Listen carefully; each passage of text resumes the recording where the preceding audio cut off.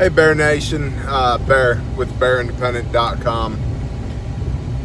I'm thinking about y'all, and I'm driving around thinking about a conversation that I had recently with some members of our mag, some extended family, some people whom we love. And I was talking about self-talk.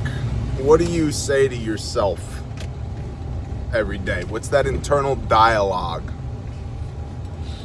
What does that look like? And I'll give you some examples. For me, I became very aware of my destructive self-talk. If I would fail to accomplish a goal, per se, I would criticize myself in my mind. You suck. You're lazy. You're a piece of garbage. You know, what kind of person doesn't do the things they say they're gonna do? Rawr, rawr, rawr, rawr, rawr, in my mind. That's really dangerous. If it can serve to motivate you, if it's like, man, I didn't accomplish my goal, I'm going to identify the problems and resolve to do better and then move on. That's one thing. But the self-destructive internal dialogue of you lazy fat piece of garbage, you suck, you're worthless, you're blah, blah, blah. That is not motivation, and it is not healthy. And what I've found is that's not my voice. Those aren't my words. Me loves me. But somewhere along the line, somebody told me I was fat or lazy or stupid or worthless or broken or useless or disgusting or whatever. And I adopted that as part of my own internal dialogue. And I have found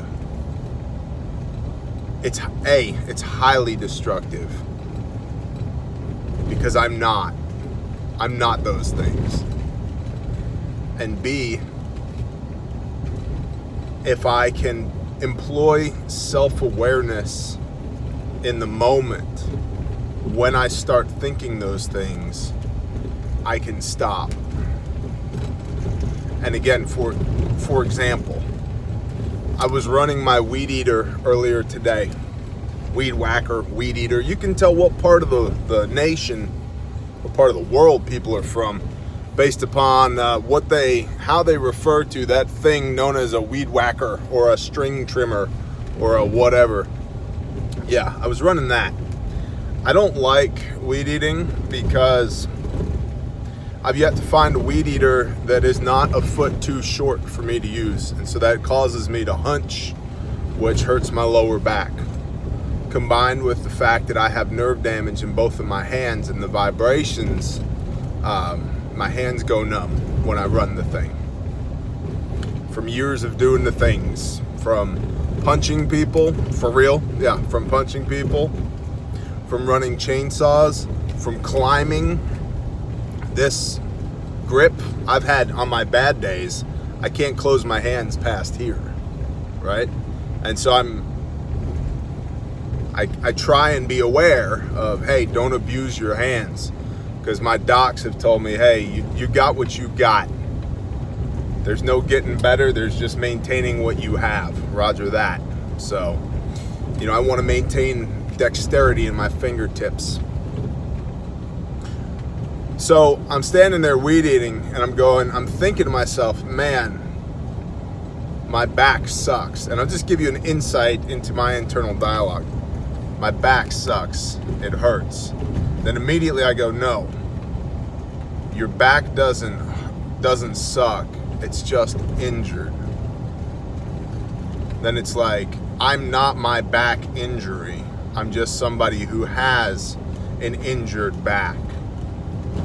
I don't have an injured back. I have a back that is good, that is just sore right now. So I've completely reframed the way that I even think about it, or the words that I use to describe it in my own internal dialogue. I don't have a bad back. I just have a back that's sore right now. My back is good. And if my back is sore, then that's going to inform me right here in the moment of the things that I should or shouldn't be doing to not aggravate my sore back. Now, I tell my clients when I'm consulting with people and coaching people, you know, and I deal with a lot of achievers, man. And achievers, we can be the worst on ourselves. You lazy effing piece of crap, you should have known, you should have done, you should have yada, yada, yada.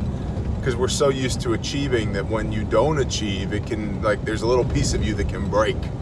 And you go mad dog on yourself. Stop. That's not you doing that to you. That's somebody else doing that to you, and you've internalized it. Stop doing that. Use it constructively to go, yes, I did fail. Here is where I failed. I resolved to do better. I've made a mistake. I'm going to learn from it. I'm not going to make this mistake again. So that's one thing, is watch your internal dialogue and be kind to yourself. And don't let other people's voices into your head. And lastly, one of the, on this portion, one of the things that we were discussing recently with our friends from the mag is that a lot of people pay good money to lay on the couch of a psychiatrist, hypothetically or literally, and talk and just externalize some of that internal dialogue to help the healing process. And what I've found for me is that when I externalize that dialogue into a conversation with my creator, the healing is really powerful and it's much more immediate.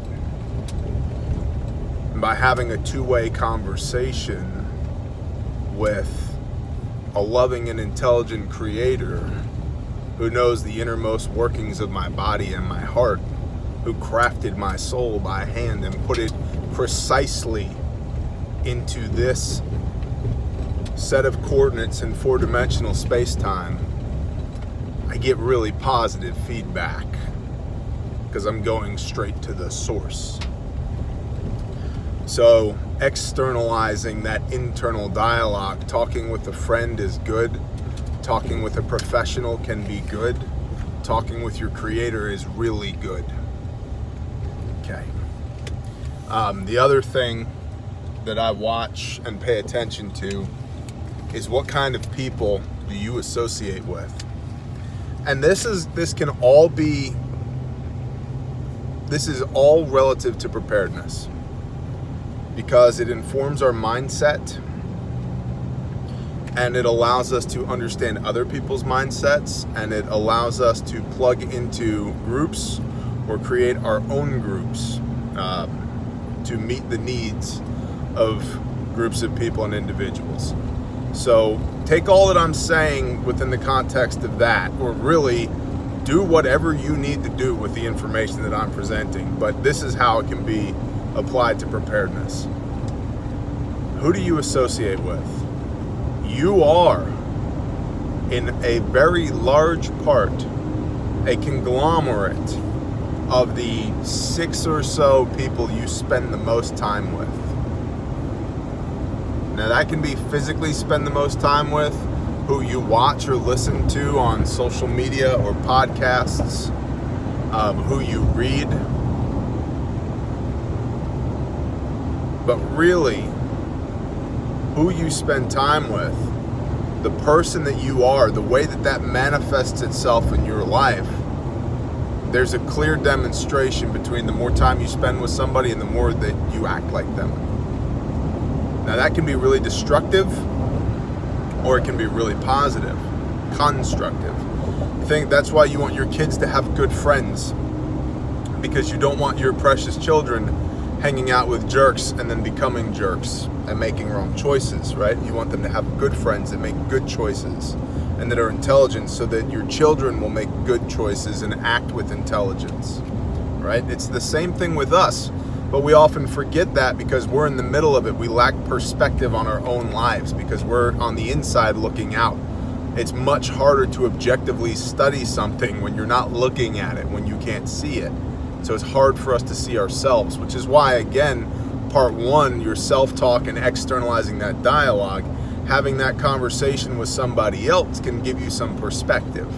So coming back to who do you spend time with? If you look at who I spend time with, I spend time around successful people. I spend time around people that I love. I spend time around people who are leading the type of lifestyle that we are leading and wish to lead. I spend time around the types of people who are as knowledgeable or more knowledgeable about the convictions and the faiths that we have and the way that we interact with our Creator. As a rule in my life, without even knowing I was doing it, before I was even aware of it, I have always sought out people who are better than I am at the thing that I am trying to do. And the Father has blessed me with experts. You know, I didn't learn electrical from, you know, some 2-bit unlicensed electrician somewhere who doesn't know the difference between, you know, a neutral and a ground wire. I learned electrical from primo electrical engineers on vast projects in the billions of dollars. And when your electrical theory is solid on a national scale, I can dumb it down to your living room about that quick. I didn't learn woodworking from just your everyday guy. I learned from a master carpenter, a master of his craft, so forth and so on. But I associate with people who are exceptional, and you can do the same thing. Look for the people in your life that will make you better by proxy, that you have to step up your game simply to be around them. That's really powerful. If you're stuck in a rut, if you just can't get any better, take a hard look at who you are and who you spend time with. Change your friends, change your scenery, and your life will change. If you do those things positively, your life will change in a positive way. If you do those things negatively, your life will change in a negative way. And employ self-awareness in that. But that in of itself, those two things, the way that you treat yourself internally and the way that you better yourself externally, can both pay huge dividends as to the type of person and quality of person and the depth of convictions that you experience as a person as you move forward in life. And I think that they can really help move you into a leadership position or a position of stewardship and authority that helps make you an asset for a group of people, whether it's to fellowship now or when Messiah returns and we are in absolute chaos. It doesn't matter. It's applicable across the board in all situations. It doesn't matter. They are good things, and they are good things that I would encourage you to work on. How nice are you to yourself in here with your internal dialogue, and what kinds of things are you saying to yourself? Motivate yourself, but don't judge yourself too harshly, and make sure that the words that you're using are yours. They're not somebody else's, that somebody has poisoned your own well against you. Don't do that. And then take a good hard look at who do you associate with in life. How well do they have their stuff together? And if the answer is not very well, consider finding some new people to associate with. Betterment, constant forward progress. That's it. That's what's on my mind. That's what's on my heart. That's what I wanted to pass along to you guys today. to hopefully be a blessing to the Bear Nation at large. And as always, man, bless you guys. You're awesome. And I'm just stoked by what the Father is doing and how he's doing it. And I'm thankful that every one of you guys and girls is here and is helping us do the things. So shalom and blessings.